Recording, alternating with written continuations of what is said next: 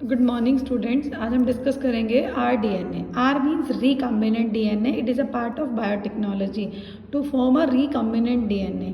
इसके लिए हमें क्या करना है, तो फर्स्ट हम क्या लेंगे, एक DNA को एक्सट्रैक्ट करते हैं। अब DNA कैसे एक्सट्रैक्ट करेंगे, हम एक ब्लड सैंपल लेते हैं ह्यूमन से या हम प्लांट से एक्सट्रैक्ट कर सकते हैं। किसी भी प्लांट में आप वेजिटेबल ले सकते हो, उससे आपने DNA एक्सट्रैक्ट करना है।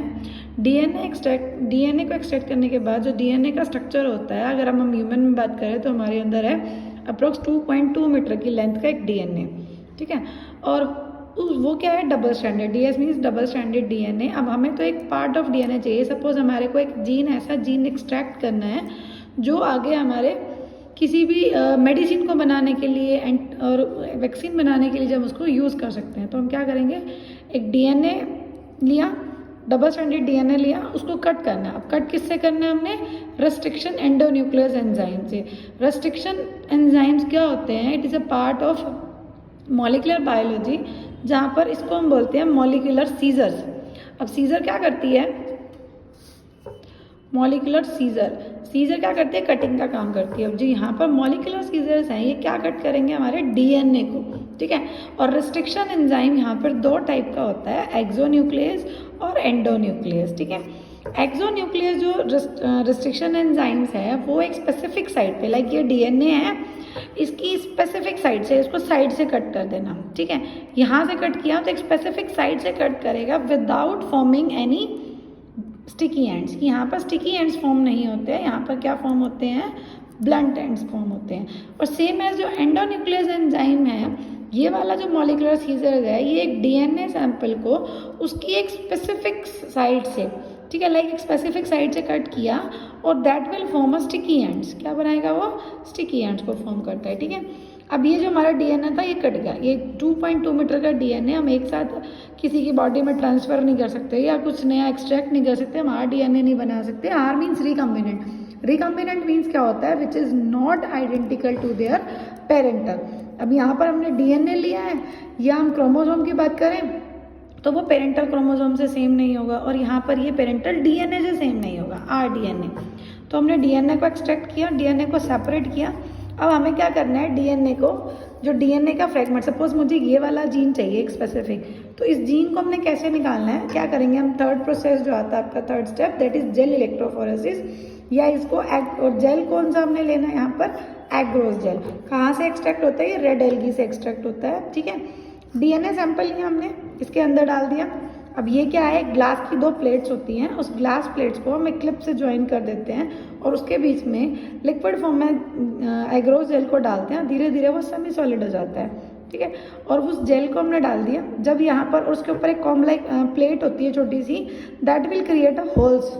क्या फॉर्म करेगा वो, यहाँ पे छोटे छोटे वेल्स या होल्स, जिसके अंदर हम ये वाला DNA सैंपल थ्रू पिपेट की हेल्प से इसमें डालते हैं, ठीक है। इसमें जब ऐड किया तब क्या करते हैं, इसको फिर एक बैटरी से कनेक्ट करते हैं। जो अपर वाली साइड है वो नेगेटिव टर्मिनल होता है और जो लोअर साइड है वो पॉजिटिव टर्मिनल होता है, बिकॉज जो DNA है उस पर चार्ज कौन सा है, negative that moves towards the positive. ये हमें पता है कि ऑपोजिट पोल्स की तरफ अट्रैक्ट होगा। DNA पे चार्ज क्या है, नेगेटिव, और ऊपर वाला टर्मिनल हमारा कौन सा है, नेगेटिव।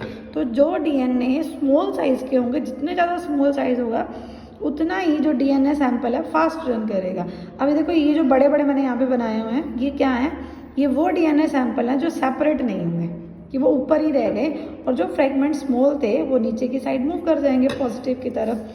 अब मुझे ये वाला डिज़ायर्ड DNA चाहिए था, तो मैंने ये वाला DNA यहाँ पे कैसे देखूँ, इसके लिए हम क्या ऐड करते हैं यहाँ पर, इथीडियम ब्रोमाइड। इथीडियम ब्रोमाइड क्या है, एक टाइप की डाई है जो इसके यहाँ पर इसको जब ओपन करते हैं तो इसके अंदर डाली जाती है, और उसके बाद हम उसको अंडर यूवी लाइट जब सीन करते हैं तब हमारे को ये ऑरेंज कलर के बैंड्स दिखाई देता है।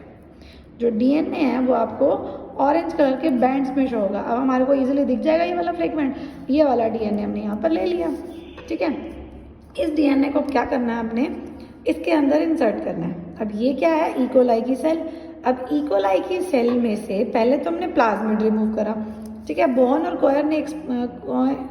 बोयर और कोहेन ने ये एक्सपेरिमेंट किया था, जिसने क्या किया, प्लाज्मिड को इकोलाई की सेल से बाहर रिमूव किया और उस प्लाज्मिड के साथ ये वाला जो डिज़ायर्ड DNA था, इसके साथ इसको क्रॉस ओवर कराया। क्रॉस ओवर होने के बाद क्या हुआ, that will form R DNA. अब आर हमारा बन गया, रिकॉम्बिनेंट डीएनए हमारा यहाँ पर बन गया, लेकिन ये तो एक सेल है। अब क्या किया उसने, इसको रीइंसर्ट किया वापस से इकोलाई के अंदर। जब इसको इकोलाई के अंदर रीइंसर्ट किया गया, तब जो इससे जो आगे दो नई सेल बनी वो क्या फॉर्म कर रही है, these are the copies of R DNA, these are the copies of R DNA.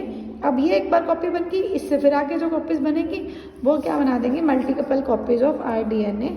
अब ये हमारा, अगर सपोज मैं इंसुलिन मुझे बनाना है तो हमने यहाँ से ये लिया, फिर इसके अंदर हम डाइसल्फाइड बॉन्डिंग की ऐड कर देंगे, और ऐड करने के बाद अब इसकी क्या होगी, ये तो एक चीज़ बन गई, लेकिन इसको, इस जो ऊपर वाला सारा प्रोसेस है इसको हम बोलते हैं अपस्ट्रीम, ठीक है। और जो नीचे वाला प्रोसेस है इसको हम बोलते हैं down streaming. Down streaming means कि जब हमारा कोई सैंपल मेडिसिन बन के रेडी हो जाती है, उसके फिर कुछ क्या होते हैं, क्लिनिकल ट्रायल्स होते हैं। क्लिनिकल ट्रायल्स के अंदर क्या आप किसी रैट पे या किसी बैक्टीरिया पे, डायरेक्ट ह्यूमन के ऊपर हम ट्रायल्स नहीं करते हैं, बिकॉज ह्यूमन्स के साथ बहुत सारे एथिकल्स इशूज होते हैं। तो इसीलिए पहले उनके क्लिनिकल ट्रायल्स एनिमल्स के ऊपर होते हैं, वो भी स्मॉल एनिमल्स, कि जिनके अंदर हमें ईजिली, लाइक अगर बैक्टीरिया पे आपको काम करना है तो बैक्टीरिया, एक बैक्टीरिया दूसरे बैक्टीरिया में विद इन 18 to 20 मिनट्स में एक सेल डिवाइड हो जाती है। और रैट्स हैं या स्मॉल एनिमल्स हैं जो उनका जो लाइफ साइकिल होता है वो काफ़ी स्मॉल होता है, तो जिस कम टाइम का होगा, जिसकी वजह से हमारे को इजीली रिजल्ट सीन हो जाते हैं। देन उसके अंदर हम कुछ प्रिजर्वेटिव ऐड करेंगे। मेडिसिन के अंदर आपने देखा होगा मार्केट में जितने भी मेडिसिन आती हैं उनके अंदर प्रिजर्वेटिव्स होते हैं और एक डेट लिखी होती है कि इतने टाइम के बाद ये चीज़ ख़राब हो जाएगी, मीन्स उसके बाद आपका वो उसका यूज़ नहीं है। तो हम प्रिजर्वेटिव ऐड करने के बाद फिर उसकी क्या करते हैं, मार्केटिंग की, स्पेशल मार्केटिंग होती है उन मेडिसिन की, ताकि लोगों को अवेयर हो सके कि हाँ इस मेडिसिन, अब जैसे इंसुलिन से रिलेटेड था कि अगर हमने इंसुलिन बनाया है, insulin first time Eli Lilly एक अमेरिकन बेस्ड कंपनी थी जिसने इंसुलिन को फॉर्म किया था, बनाया था आर्टिफिशियली। और उससे अब आगे जाके जो उसकी मार्केटिंग करने के लिए, कि हमें कैसे पता चलेगा, मार्केटिंग नहीं होगी तो आपको उस मेडिसिन के बारे में नहीं पता चलेगा, ठीक है। तो मार्केटिंग होने के बाद फिर हमारे को वो पब्लिकली सबको मिल जाती है इजीली, ठीक है। That's all about your R DNA. और आर डीएनए के बाद हम इसके नेक्स्ट टॉपिक डिस्कस करेंगे, रिस्ट्रिक्शन एंडोन्यूक्लियस एंजाइम्स से हम आर डीएनए कैसे फॉर्म करते हैं, ठीक है। So thank you, bye.